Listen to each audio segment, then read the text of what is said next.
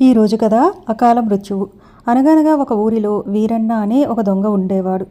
వాడు ఒకరోజు ఒక ఇంటికి కన్నం వేద్దామని లోపలికి ప్రవేశించబోయేసరికి వాడి పక్క నుంచే ఒక తాచుపాము జరజరా పాకి లోపలికి వెళ్ళింది.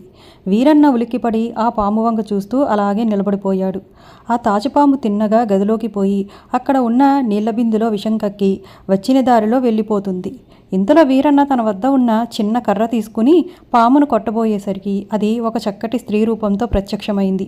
ఆమె వీరన్నతో "నువ్వు మాట్లాడకుండా నా వెంట రావోయ్" అని అనేసరికి ఆశ్చర్యంగా వీరన్న ఆమెను వెంబడించిపోయాడు. ఆమె ఊరి బయటకు వచ్చి అక్కడ నూతిపై ఉండే కర్రను విరక్కొట్టి మళ్ళీ యథాప్రకారం మామూలు చోట ఉంచింది. వీరన్న ఉండబట్టలేక ఆమె చెయ్యి గట్టిగా పట్టుకుని "ఎందుకమ్మా ఆ కర్రను అనవసరంగా విరగ్గొట్టేశావు?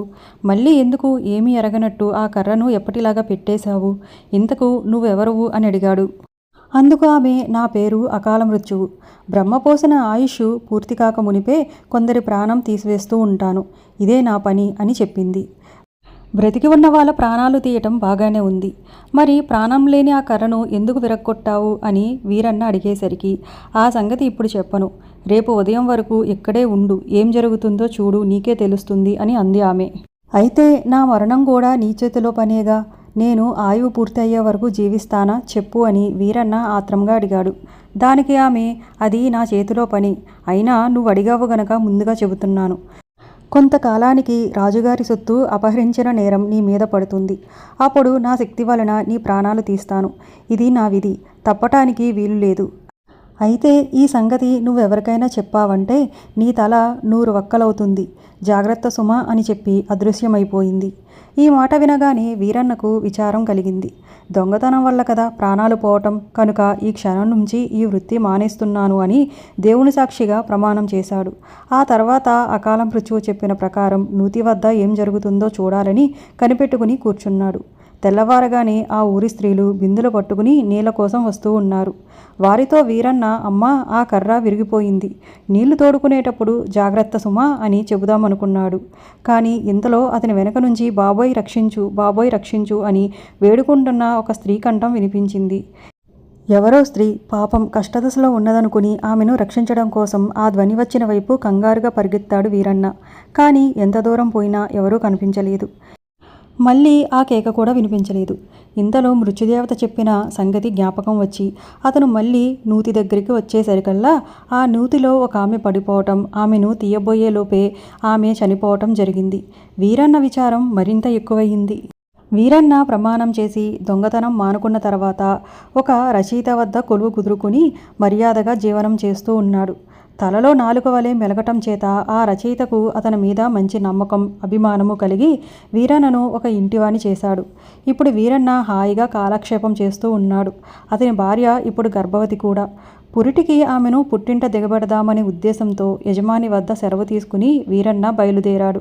అయితే ప్రయాణమై వెళుతూ ఉండగా మధ్యదారిలోనే ఒక ఊరిలో అతని భార్య ప్రసవించి పిల్లవాణ్ణి కంది. "సరే, దేవుని దయవల్ల ఇంతవరకు బాగానే ఉంది.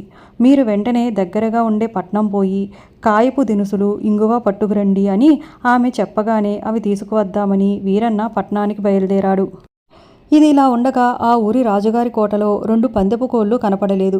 ఆ కోడిపుంజులు రాజుగారికి ఎంతో ప్రియమైనవి. అందుచేత ఎలాగైనా సరే వాటిని వెతికిపెట్టమని భటులను వాడవాడలా పంపించారు. 2 రోజులలో తీసుకురాలేకపోతే వారి తలలు తీయిస్తామని చెప్పారు. ఎంత వెతికినా కోడిపుంజులు దొరకలేదు. అప్పుడు రాజభటులంతా చేరి ఒక ఆలోచన చేశారు. మసాలా దినుసులు కావాలని ఎవరు వచ్చినా సరే వెంటనే పట్టివ్వాలని దుకాణందారులకు తెలియజేశారు.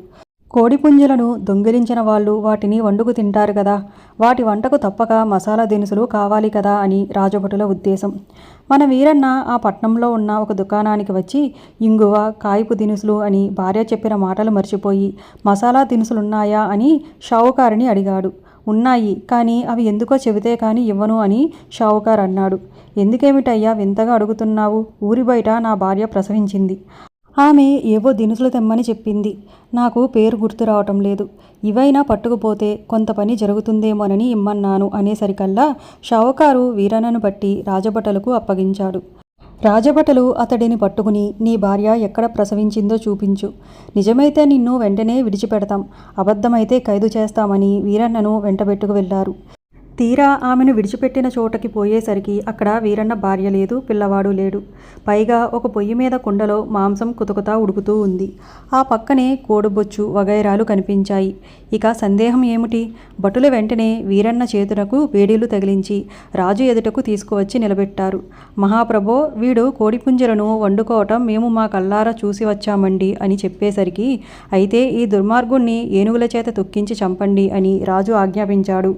ఇంతలో మరోవైపు వెళ్ళిన భటులు కోడిపుంజులు దొరికాయని చెప్పి ఉత్సాహంతో తెచ్చి రాజుకు చూపించారు. రాజుకి సంతోషము, ఆశ్చర్యం కూడా కలిగాయి. వీరన్నను చంపక మళ్ళీ దర్బారుకు రప్పించమని రాజుగారు ఆజ్ఞాపించారు. మరణదండన కోసం ఏనుగు కింద పడుకోబెట్టిన వీరన్నను లేవదీసి నేరుగా దర్బారుకు తీసుకుపోయారు. రాజుగారప్పుడు దర్బారు చేసి పండితులను పిలిపించి అనవసరంగా మరణదండను విధించినందుకు పరిహారం ఏమిటి అని ప్రశ్నించారు. దానికి పండితులు వీరన్నకు ఒక బంగారపు ఏనుగును, అతను మోయగలిగినంత దానిని బహుమానంగా ఇవ్వమని సలహా ఇచ్చారు. పండితులు చెప్పిన ప్రకారం బంగారం ఏనుగును తయారు చేయించి వీరన్న తలపై పెట్టేసరికి దాని బరువు భరించలేక అకాల మృత్యువా, ఇదంతా నీ పనే కదా, ఎన్నెన్ని చిత్రాలు చేశావు తల్లి అనుకుంటూ ముక్కుల వెంట నెత్తురు కక్కుకుని వీరన్న ప్రాణాలు విడిచాడు. తరువాత వీరన్న చెప్పిన చివరి మాటలలో నిజనిజాలు తెలుసుకుని రాజుగారు చాలా ఆశ్చర్యపడ్డారు. అయితే ఇప్పుడు ఎవరైనా చేయగలిగేదేముంది? అతని జ్ఞాపకార్థం ప్రత్యేకంగా ఒక ఊరు కట్టించి రాజుగారు దానికి వీరవాసరం అని పేరు పెట్టారు.